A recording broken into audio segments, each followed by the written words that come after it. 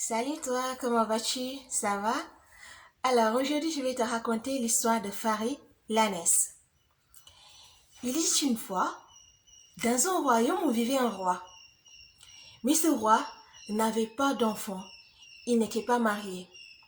Alors les notables et son griot se sont réunis pour lui trouver une femme. Les griots a pris son... Comment ça s'appelle encore? Le truc là qui met ding ding ding ding ding ding ding ding ding ding ding ding ding ding ding ding son tama.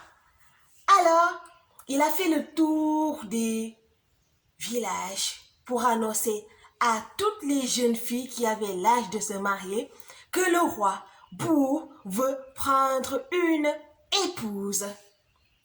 Aussitôt dit, aussitôt fait, devant le palais, il y avait une file indienne de filles, les unes aussi belles que les autres. Le roi était là sur son trône et les filles faisaient le défilé. La première qui se présenta, Ney, ce dit beau. Il est trop maigre. Et on l'envoya. La deuxième, Bourg le regarda. Elle n'a pas de cheveux. On l'envoya. Élimination. Et puis, le soir, à la tombée de la nuit, une femme à la beauté extraordinaire fait son apparition. Elle avait les cheveux jusqu'ici, belle comme une gazelle. Bou, quand il a vu la jeune fille, il se leva de son trône et se présenta. Il demanda à la jeune fille, « Comment tu t'appelles ?» La jeune fille répondit, « Je m'appelle Farid. » Et Bourg lui dit, « Voudrais-tu être mon épouse, la reine de ce royaume ?» Et Farid accepta. On organisa une grande cérémonie et tout le monde fut invité. Quelques jours plus tard, Farid demanda à Bourg qu'elle voulait aller rendre visite à ses parents. Ce que Bourg accepta. Elle prit ses affaires, elle part. En chemin, qu'est-ce qu'elle fait? En chemin, elle s'arrêta dans les buissons. Et à un moment donné, les buissons ont commencé à se rapprocher d'elle, à se rapprocher d'elle, à se rapprocher d'elle. Et ils ont chanté la chanson. Faridangani, dangani, dangani, won, faridangani. Anaje gumba mutundani, on te tenyo. Farede mamle, farede mamle. Faridangani, dangani, dangani, won, faridangani. Anaje gumba mutundani, on te tenyo. Farede mamle, farede mamle. Aussitôt, Farid commença à se transformer. Les pattes, la queue, les oreilles, les yeux, le nez, la bouche. Farid se transforma en une ânesse. Puis, elle part rendre visite à ses parents qui étaient des ânes. Farid pensait que personne ne l'avait vu.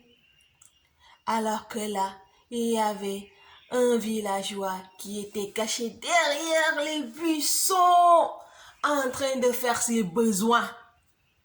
Quand il a vu ce qui vient de se passer, le pauvre, il n'a même pas eu le temps de demander le reste. Il n'a même pas eu le temps de se laver le derrière.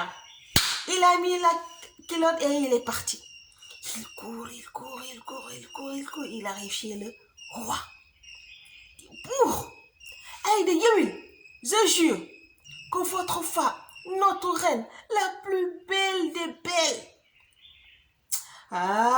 Bourg, est une ânesse. Le roi lui dit, quoi? Comment oses-tu? Il Bourg, si je mens, coupez-moi la langue cette fois. Alors, Bourg lui demanda de lui raconter ce qui s'est passé. Et c'est ce que fut le jeune. Le roi était là.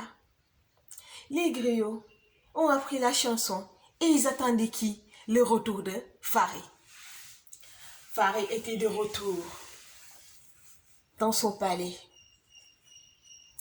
Et là, comme toute bonne reine, quand elle revient de voyage, on doit lui chanter des chansons glorieuses.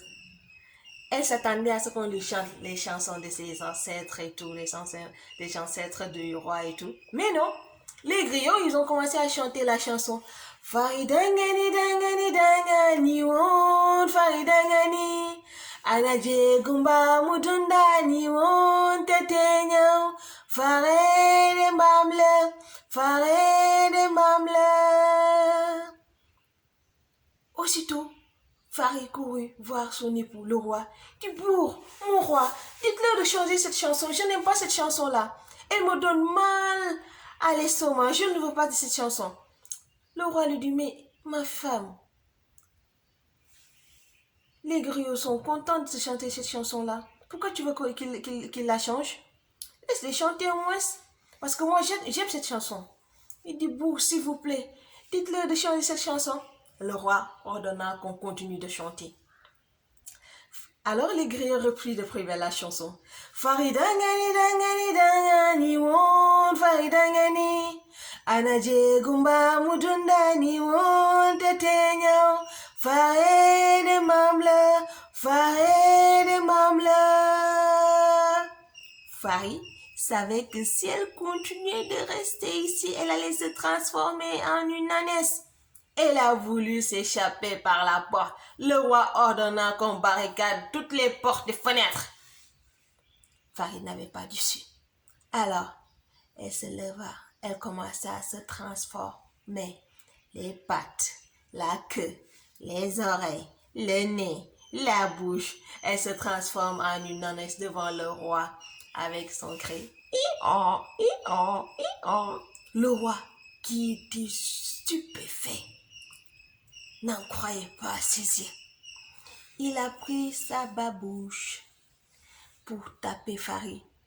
Aussitôt, le griot attrapa le poignet du roi et lui dit « Bourg, jigéen kenn du ko dóor ». Ainsi, le roi déposa sa babouche et il ordonna qu'on ouvre les portes et on laissa partir Farid et qu'elle ne revienne plus jamais au palais. La leçon de morale de cette histoire, c'est quand on aime une personne, on l'aime de par ses défauts et ses qualités. Sur ce, je vous dis au revoir et à la prochaine.